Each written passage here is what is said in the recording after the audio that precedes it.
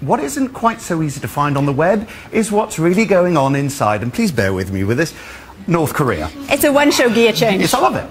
The US said today that at least one ballistic missile with a range of 2,000 miles is fueled and ready to launch. Broadcaster Andy Kershaw has visited the country 4 times. Here's his take on the strange going-ons in Pyongyang. North Korea is the most secretive, most impenetrable, least visited, least understood country on Earth. And, as we've seen again in the last couple of weeks, the most feared. I go there for my holidays.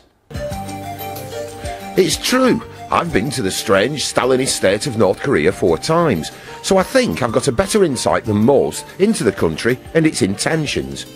Yet even with my North Korean experience, it can be difficult to tell what's really going on, whether inside or outside the country.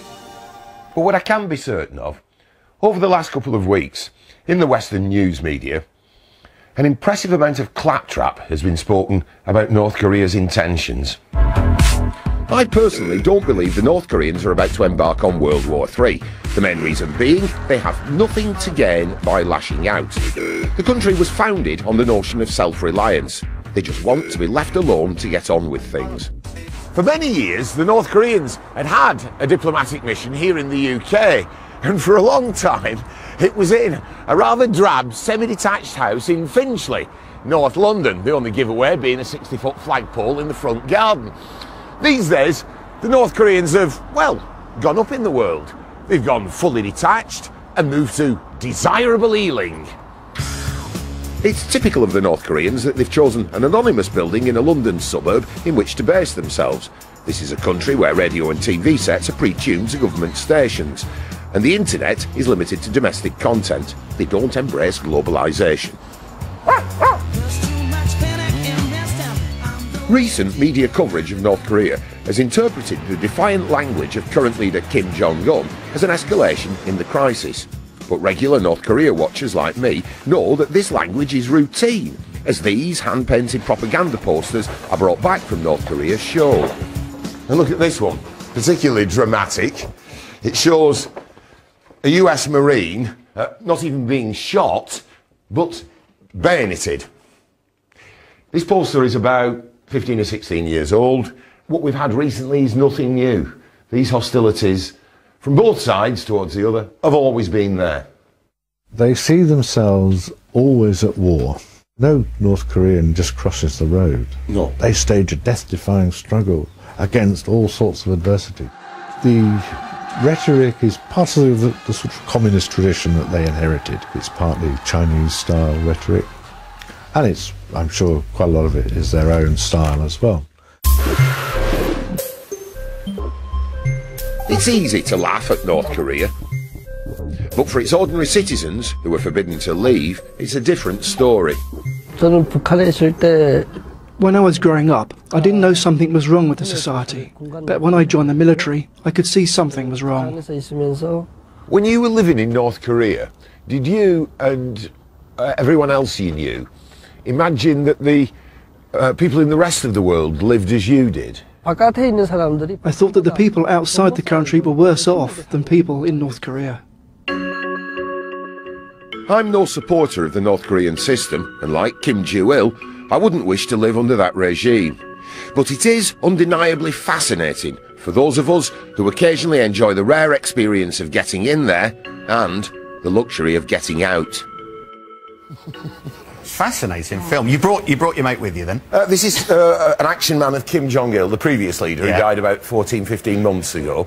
The father of the current leader, Kim Jong-un, and the son of the man who founded the country, the great leader, Kim Il-sung, who died in 1994, but he's still the president of North Korea. He's the world's first and still the only fully dead head of state. Well, good on him. Good on. Now, sorry, I was just going to ask, is that the souvenir you brought back from? Oh no, this isn't from North. They consider this insulting in North Korea. I brought this really because aside from it being rather funny, it does make a serious point. This is about 15, 16 years old. A friend bought it for me off the internet when he was running the country, and they see what's supposed to be a missile. So your friend was running the country. No. Yeah, I had to think about that. You see what's supposed to be a missile in his hand? Yeah. So what we've seen in the last couple of weeks is nothing new at all. So tell us, what kind of person goes on holiday to North Korea? I do.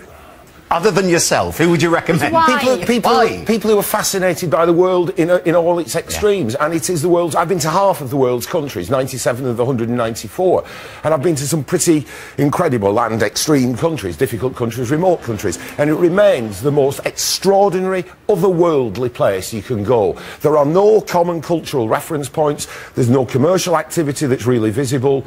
I mean, people there, for example, there are no shops that you can see, people haven't heard of Michael Jackson or the Beatles, so and it's like a psychedelic experience without the nuisance of ingesting hallucinogens. Yeah. it's like tripping. When you, can you give us an example then of one of the bizarre things you saw? One that's really... Oh, drop the missile. Don't worry. That's Freudian. 45 minutes before it goes off. One of the most extraordinary things you see, makes an impression as soon as you get there, is everything's built to intimidate. And you've seen on the newsreels these big broad boulevards with massive buildings on either side.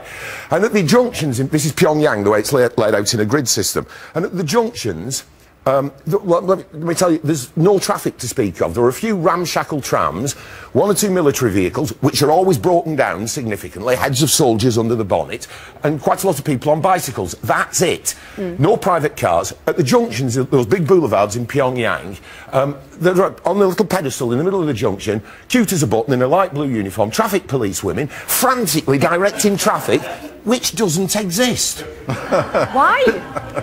Why? I don't know. because it's not. But there is a music industry there. There is a music industry there, and they took me to the State Record Company and they gave me a copy, and I bought quite a lot of CDs, which are extraordinary. It's high camp, top drawer kitsch is North Korean pop music, usually brought to you by a tiny woman with a piping voice dressed as a lampshade. And they gave me a copy of their catalogue, which is bizarrely in English. Right. Where is the demand in the English-speaking world for these records? Well, this is a selection of North Korean pop songs, song titles in English. Are you ready? The world envies us. Yeah. My trench, I like the flat matter-of-factness of that. Come back soon after your convoy duty. I'm going to do that one. Yeah, you could cover... On your next album, Michael, I want to hear Song of the Punitive Operation, Pieces on Our Bayonet, Song of Industrial Rehabilitation for Nation Building. Andy, they're absolutely brilliant, but we're going to have to stop you there. You've got a lot to think about there now, haven't you? Got to take there isn't going to be nuclear war, don't worry about it. Andy, thank you very much.